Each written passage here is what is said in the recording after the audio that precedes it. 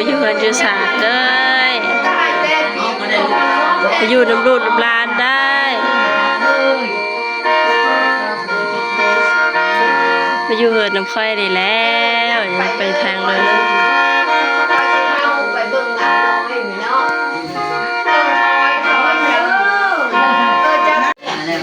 สบายดีสวัสดี FC ไทยลาวเบิร์ดทุกท่านเนาะมื้อนี้ก็พา FC มาเบิ่งพิธีเหยาเนาะเหยาเอาควันแม่สาวผู้ไทยแม่สาวผู้ไทยนี่แม่เฒ่าเนาะยายนี่เพิ่นเอาคันวันนอนบ่อยู่ในเนื้อในตัวนะก็เป็นไข้สบายดีแม่มืดแท้เห็นพุงมืดทุกคน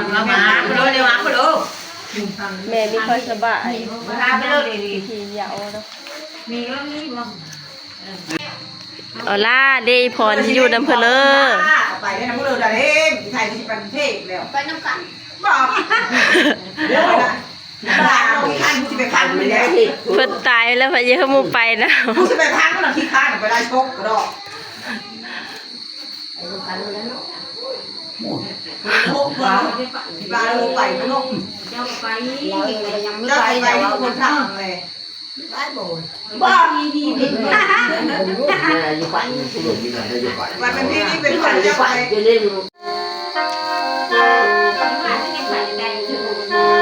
นี่กัน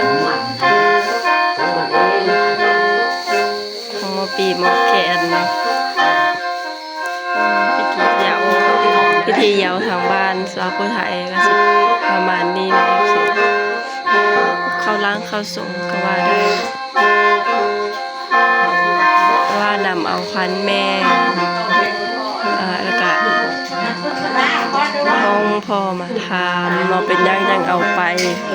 เอาควันไปอยู่นำเราคิดฮอดเยอะมีไปอยู่นำเพิ่นว่าหยาชาลายเพิ่นว่าทางไอ้น้องทางลูกหลานทางนี้ก็บอกให้ว่าเพื่อส่งคืนยืนกันมาตอนนี้เพิ่นกำลังทำพิธีไปนำมาเนาะนำคันแม่เบ่งมาแม่เบ่งกะเจ็บออดแอดอยู่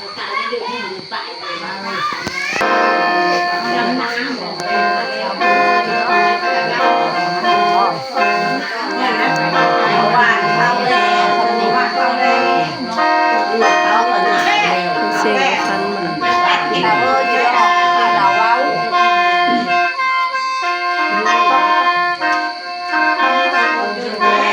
เสียงเอาข้าวสารใส่ไข่เนาะ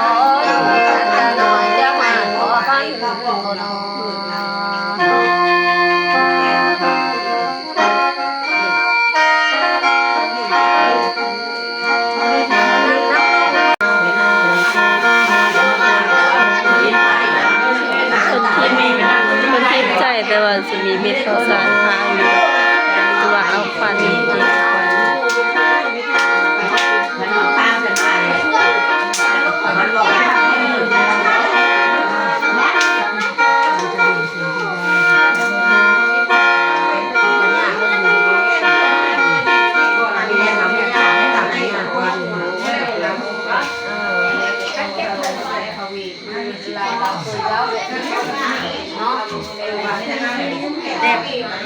เราคนเจอลูกเขาก็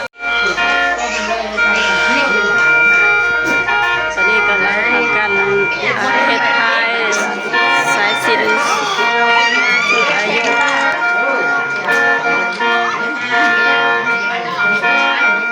เจ้านายอาลาสายปุ๊บซอยกันมาแต่งเครื่องเฮ็ดนำก็เอาพันยาวเอาพันแม่แล้วพี่น้องญาติพี่น้องกันมาช่วยกันเนาะก็ขอขอบคุณขอบใจหลายๆขอบใจญาติพี่น้องทุกคนที่มาช่วยยาวเอาพันแม่ในมื้อนี้เนาะขอให้สุขภาพเข้มแข็งร่ำรวยเงินทองเบิดทุกคนทุกท่าน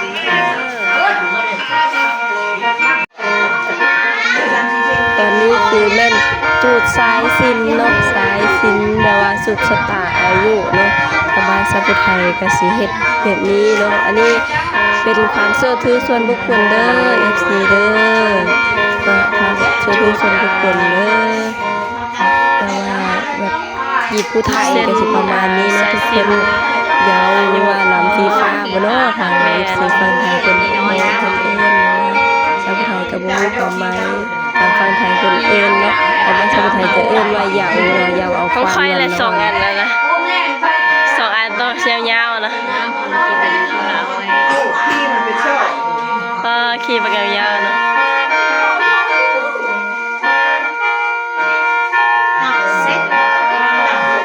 ไม่ว่าสิไม่เบิดได้ของค่อยนะได้ให้ผู้แหนนะของค่อยนะตัวละ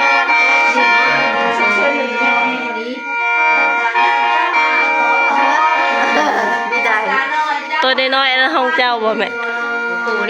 ของแกอ้อยของใครได้พันผู้แหน ขับอะไร เบิ่งเอาเลข ผ่าตัวเองก็อันนี้เราไม่ได้พันเพราะชื่อ ซับได้681ตอนนี้กำลังสิทำพิธีตัดเนาะแต่ว่าตัดลูกตัดหูตัดคอแล้วบ่ให้แบบมีไซน์จองกันบ่ให้มีแนวจองกันคอใหญ่ซับไว้เพิ่นเสียไปแล้วเพิ่นก็แบบเป็นห่วงคณิงค่ะว่าเอาคันแม่ไปอยู่นะมันจะก็เลยตัดให้ขาดจากกันให้มาเพิ่มขาดให้อยู่ดีมีแรงเนาะ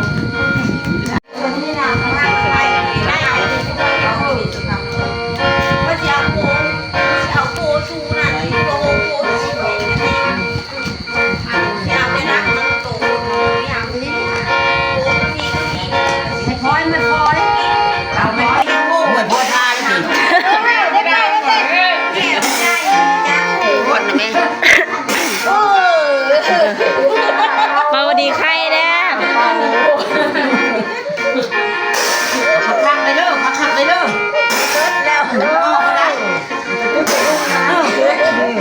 เป้ามันเบิดนี่ก็ดิแม่เขามาเห็ดมาถามเขาไปออกไปแม่ไปแล้วไปแล้ว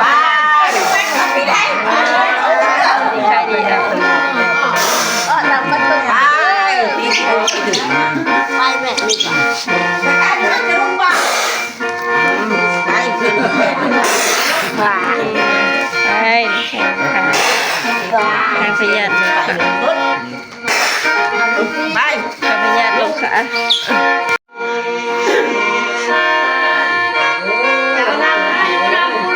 เด้อแม่เด้อมาอยู่เฮือนอยู่ศาสตร์เด้อมาอยู่น้ำรูดน้ำลานได้มาอยู่เฮือนน้ำค่อยได้แล้วอย่าไปทางเลย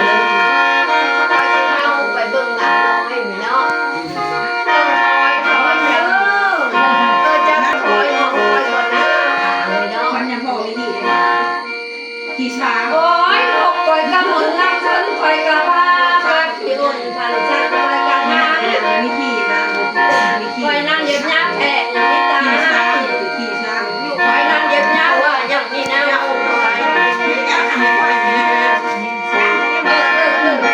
เดี๋ยวว่าจะเคยเห็นบอกว่าเพิ่นกำลังจะนำเอาฟังนี่เคยเห็นแล้วจะยักไปก็สิไป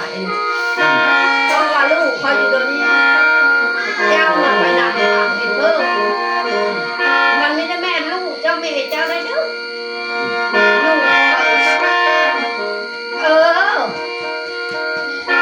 เจ้ายาเพิ่นขี่ม้าไปนำเอาฟันโอ้ยคอยโผล่มาไปเด้อคอยโผล่มาไปเด้อจะมีเจ้านั่นโมเดลจีนี่แล้วโอ้โมเดลโลกฮะ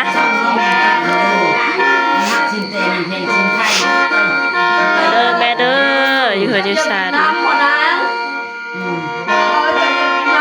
มากินใน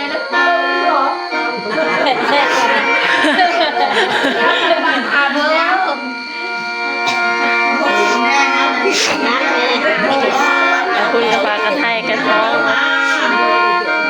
กินน้ำปลากระไทยมาเลยฮะ ระวังงานเย็นเราอยู่ส่วนหนึ่งเจ้าโอ้ยยกไปกระหม่อมน้ำจังไปกระพาน้องเป็นโต แม่เลยจุ๊บ อยากสำเนียงอยากสำใจคำนั้นบอกว่าเลย ลูกหลานน้องเลย ใช้จกเงินนำเชื่อ จบเชื่อ เลิฟเล็กเด้อ มาเด้อแม่เอ้ยอยู่เด้ออยู่ขี้อีกได้ เอาเล็กเด้อใช่ผู้ถึงเจอขอให้เลิฟเล็กเด้อข้าใส่ข้าทองอ่ะ เขาไทยเขาทอนเอาแล้ว ข้าผู้จังคืนข้าผู้จัง มาเด้อแม่เด้อ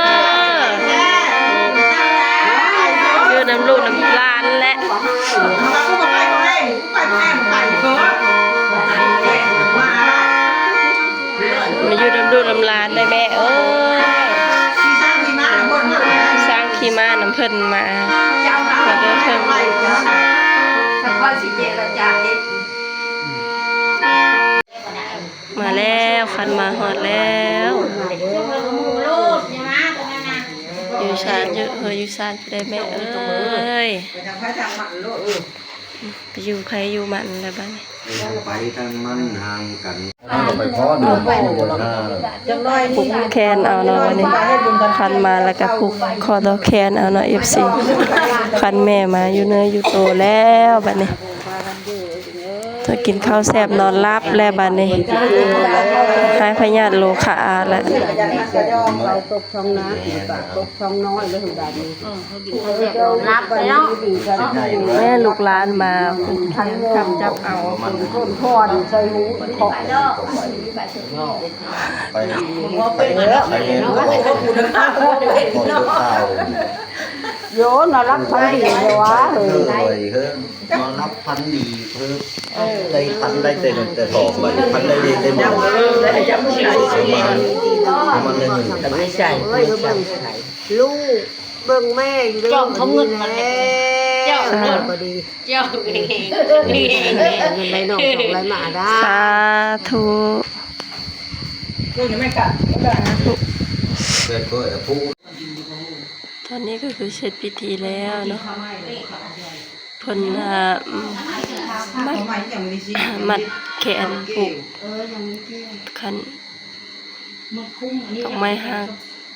คันห้างคันมัดให้แขน เพราะนั้นตอน